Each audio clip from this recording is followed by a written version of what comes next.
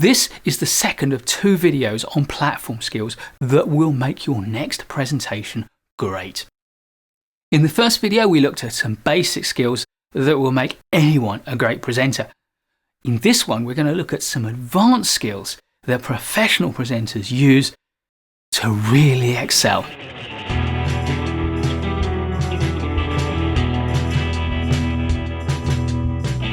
In fact, these are some of my secrets, some of the skills that I have developed over the course of my speaking career. And the first one is what I call the power pause. Start your presentation with a power pause.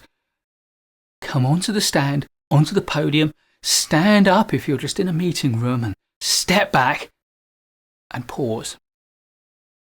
Pause to take ownership of the room, to look around, see who's there, and to wait for them to grant you silence. If you have to ask for silence, then they will give it to you and you owe them a favour. If, on the other hand, you pause and wait for silence, then you will own the room and the audience. And in that pause, breathe. Make sure you fill your lungs with good quality air. And while you're standing there, practice positive relaxation. Extend your body to its full height. Relax your muscles, but remain alert. Be present and notice the mood of the room, the feeling of your audience. And when you do start speaking, respond to it. Next, bring yourself to your presentation. Bring your enthusiasm, your energy, your confidence, your passion. Bring your commitment and your convictions and your values. Allow yourself to be you. Bring yourself into the room. Thirdly, visual aids are an aid and no more. They are there to support your presentation. They are not the main attraction. You are. Typically, visual aids mean slides, and there are 2 kinds of slides to think about. Those are the slides with primary content, where you need your audience to pay attention to the slide to gain some of the value from your presentation.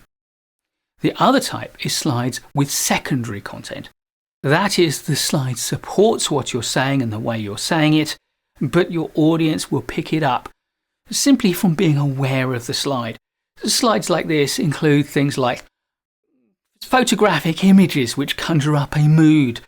You've chosen the colour carefully, you've chosen the image carefully so that perhaps the audience get a sense of what you're trying to say from the slide, but it doesn't convey any of the important information. Now, when you're working with primary slides, always face the audience and pay attention to them. Keep your eyes on the audience and speak to them. When you put up the slide, there is then a competition. Does your audience pay attention to you or to your slide? You need to be in control of their attention. So, as soon as you put the slide up, turn and face the slide. While you're looking at the slide, read it. In your mind, go through the slide so you get a sense of exactly how long it will take your audience to assimilate the content. Now, when you think everyone will have assimilated it, but before anyone starts to get bored by what they're seeing, clearly turn back to them and look across the audience. This will signal to them that they need to give their attention back to you, and they will be ready to do it because you've made sure you've given them enough time. Now, the worst thing you can do is tell them exactly what they already know. Your job is to add value, interpret what they know, pick out a part of what was on the slide and highlight it. Do something that shows that you know more than is on the slide. Now, for secondary slides that don't add information to your presentation, you don't need to turn to the slide at all. You just put it up and carry on. Your audience doesn't need time to process it. It is just a backdrop that enhances what you're saying, either by setting a mood or by creating image which reinforces the memory through their visual memory that supplements their auditory and verbal memory. As a result, these secondary slides have to have minimal words. I reckon 3 is the maximum, and they mustn't be too complex, unless of course they are a photographic image, which can be complex, but mustn't be so intriguing that it seizes your audience attention away from you. My final tip is fight the fidget. And we're going to look at 2 types of fidget. We're going to look at physical fidget, usually what we do with our hands, but also what we do with our feet, and also verbal fidget. There are a number of gestures which we all make which distract our audiences. You need to get adept at spotting your tendency to do some of these gestures and to stop yourself and to replace those gestures with deliberate and impactful gestures. Gestures that tell your audience where to place their attention or the rhythm of what you're saying. They illustrate your point that there are 2 things, this one and this one. And here's an advanced one. From where I'm standing, if I were to read a graph from left to right, I would of course go in that direction.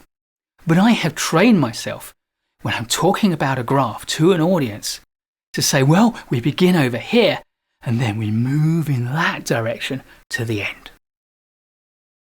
So what are some of the fidgets you need to avoid?